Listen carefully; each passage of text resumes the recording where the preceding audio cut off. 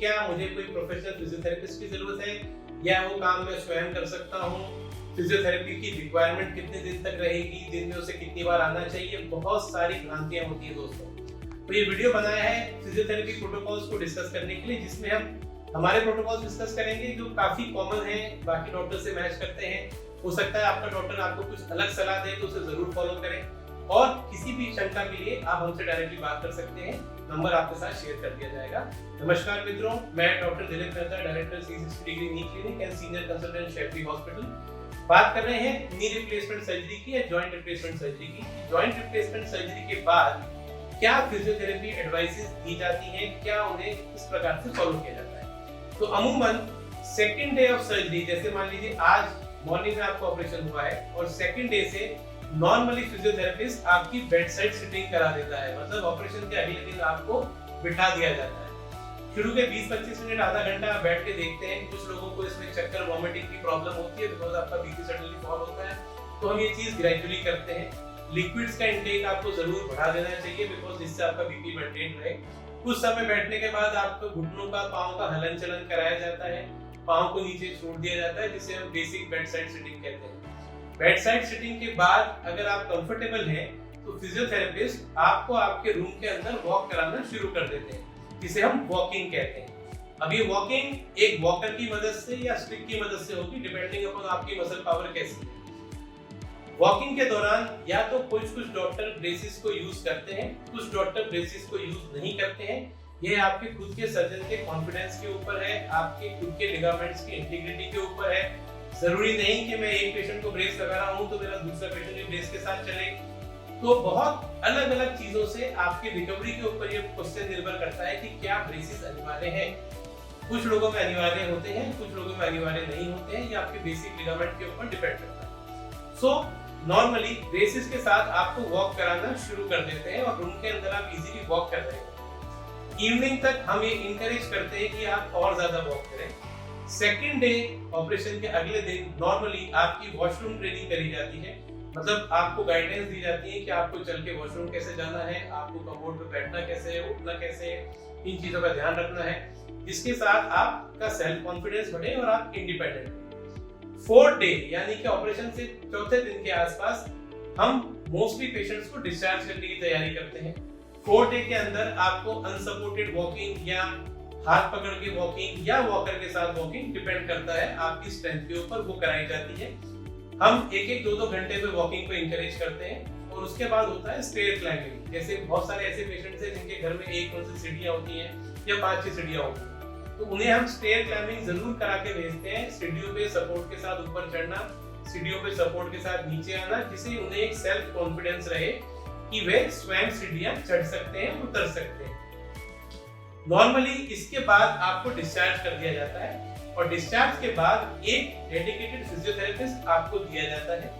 बहुत बार ऐसा होता है कि आप जिस एरिया में रहते हैं वह फिजियोथेरेपिस्ट नहीं है, तो वीडियो कॉल पे आप फिजियोथेरेपिस्ट के टच में रह सकते हैं या एक रिटन प्रोग्राम आपको दे दिया जाता है। यदि व्यक्ति काफी एंथुसियास्टिक है, एक्टिव है, तो उसे एक एक्टिव थेरेपिस्ट की नीड नहीं होती, वो स्वयं अपनी कसरत अपने आप कर सकता है। परंतु यदि आपको लगता है कि पेशेंट थोड़े फ्रेजाइल हैं, एल्डरली हैं या पेन के प्रति उनकी जो सद्भावना है वो थोड़ी कम है, घर वालों के साथ वो ज्यादा कोऑपरेट नहीं करते हैं, तो बहुत अनिवार्य है ऐसे पेशेंट्स के लिए आप एक फिजियोथेरेपिस्ट को रखें जो आपको गाइडलाइंस के साथ एक्सरसाइज करा सके। फिजियोथेरेपिस्ट की 2 एडवांटेज है, एक आप प्रॉपर गाइडलाइन के थ्रू एक्सरसाइज करा सकते हैं और दूसरा जब कभी आप नरम पड़ते हैं तो फिजियोथेरेपिस्ट हमें सपोर्ट करता है और पेशेंट का मनोबल को थोड़ा बूस्ट अप करता है और उनको रेगुलर एक्सरसाइज करा सकता है।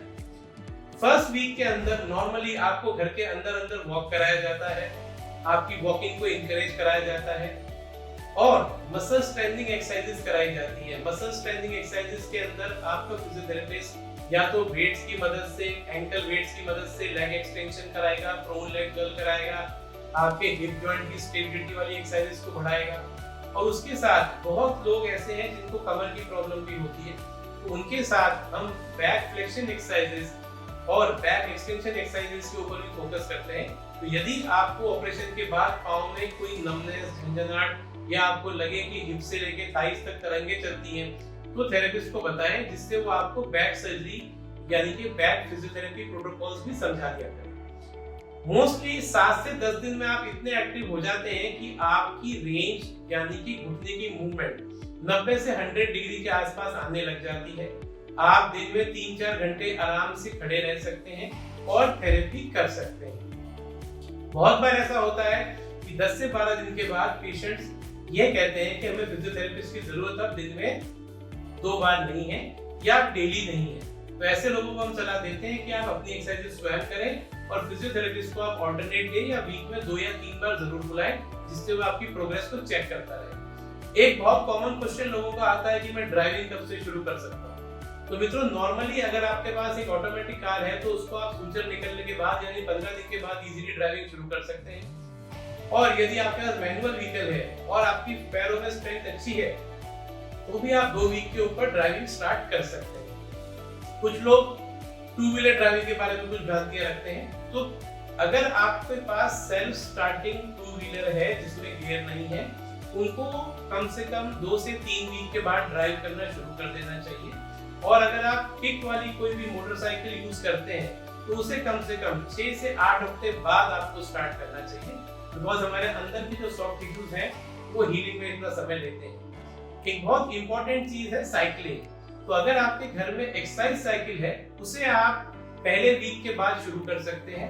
एक्सरसाइज साइकिलिंग से आपकी muscle strength, range of motion, घुटने की मोबिलिटी इंपॉर्टेंट है, वो फायदा देती है। कुछ लोगों के अंदर आप देखते हैं कि पाँव पूरी तरह सीधा नहीं हो रहा है, जिसे हम फ्लेक्शन डिफॉर्मिटी कहते हैं या एक्सटेंसर लैग कहते हैं, और पाँव में आपको एक तरह का बेंड दिखता है, आपको लगता है पाँव सीधा नहीं हो रहा है। तो ये बहुत इंपॉर्टेंट है कि अगर ऐसी चीज हो रही है तो आप अपने फिजियोथेरेपिस्ट को बोलें, और उसके लिए कुछ कैप्सूलर स्ट्रेचिंग एक्सरसाइजेस कराई जाती हैं, जिसके अंदर हम पाँव के ऊपर प्रेशर देके आपके पोस्टीरियर कैप्सूल को स्ट्रेच करते हैं, जिससे कि आपके पाँव के अंदर कोई भी एंगुलर बेंडिंग ना रहे और आपकी जो चाल है वो परफेक्ट आए। उसके बाद होता है रेंज ऑफ मोशन एक्सरसाइजेस, मतलब पाँव की रेंज कितनी आ रही है। बहुत लोग ये बोलते हैं कि हमारा पाँव 6 महीने में मुड़ेगा कि 1.5 महीने में मुड़ेगा कि 1 महीने में मुड़ेगा। तो मित्रों, ये डिपेंड करता है आपकी लिगामेंट की बैलेंसिंग कितनी अच्छी है, प्लस आपने कितने एग्रेसिवली फिजियोथेरेपी करी है। अगर आप अच्छे से एग्रेसिवली फिजियोथेरेपी करते हैं तो नॉर्मली टांके निकलने तक यानी 15 दिन के तक आप जमीन पे पलाती मार के बैठ पाते हैं। आपका पाँव फुली फ्लेक्स हो जाता है, पीछे तक पूरा मुड़ता है, या ज्यादा उसमें 1 या 2 फिंगर का गैप रह सकता है। अगर आपकी रेंज 15 दिन के अंदर नहीं आ रही है तो आपको अपने डॉक्टर से एक बार कंसल्ट करना चाहिए कि सर, क्या मुझे अपनी फिजियोथेरेपी प्रोटोकॉल को चेंज करना है या मुझे ज्यादा अग्रेसिव होना है। तो बहुत इंपॉर्टेंट है डॉक्टर के डायरेक्टली टच में रहना।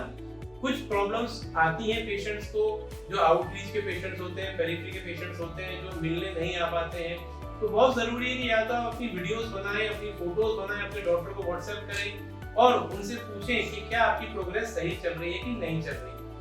ये बहुत इंपॉर्टेंट है दोस्तों कि नी रिप्लेसमेंट के बाद शुरू का जो 1 से 1.5 महीना है वो आपके लिए सबसे इंपॉर्टेंट है। आपकी मोस्टली सारी रिकवरी इस शुरू के 1-1.5 महीने की थेरेपी एक्सरसाइजेस पे डिपेंड करती है। जितनी प्रोग्रेस आप इस 1-1.5 महीने में करेंगे, आगे आपका जॉइंट उतना ही लाइफ लॉन्ग अच्छा काम करेगा। तो ये कुछ बेसिक बातें थी आपसे साझा करने की थेरेपी के बारे में। अगर और भी कोई डायरेक्ट क्वेश्चन हो तो आप हमसे पूछ सकते हैं। वीडियो पसंद आए तो इसे लाइक करें, चैनल सब्सक्राइब करें।